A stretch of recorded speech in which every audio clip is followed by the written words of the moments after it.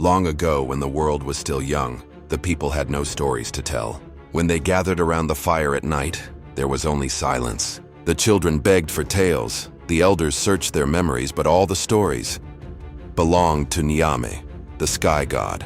High above in the heavens, Nyame guarded the stories in a great wooden chest. They were his treasures, tales of wisdom, courage, love, and trickery. But none of them reached the people on earth.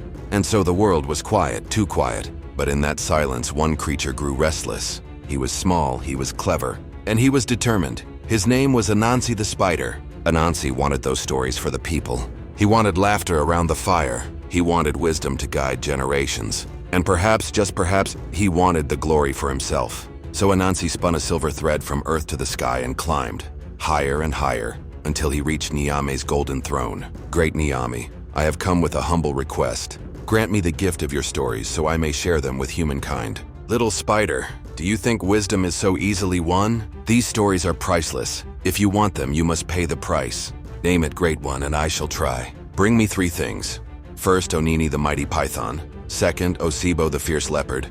And third, Moadia, the hornets that sting like fire. Do this and the stories shall be yours. Anansi thought long and hard. How could a little spider capture a python? Strength would fail him, but cunning was his weapon. Anansi cut a long branch and dragged it to the river. He began arguing loudly with his wife, Aso. No, no, no! The branch is surely longer than Onini the python. Impossible! Onini is the longest creature in the forest. The python heard the quarrel and slithered closer. What is this noise about me? Great Onini, forgive us. We argue whether you are longer than this branch.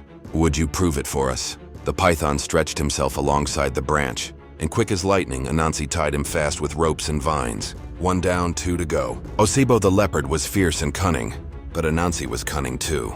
He dug a deep pit and covered it with leaves. The next morning, Osibo came striding through the forest. He stepped onto the pit and fell straight in. Who dares trap me? Oh, mighty Osibo. I saw you were stuck, and I have brought my web to pull you free. Here, take hold. But instead of saving him, Anansi spun his strongest webs, binding the leopard hand and paw. With the leopard trapped, Anansi whispered, 2 down, 1 to go.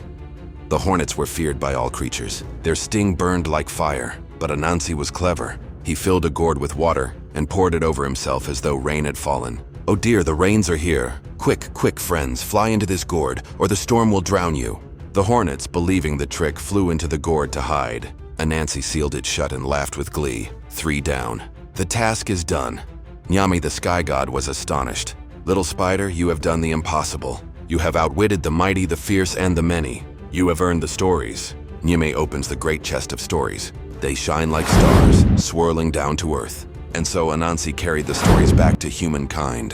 From that day forward, around every fire in every village, stories were told. Of heroes and cowards, of gods and beasts, of laughter and sorrow.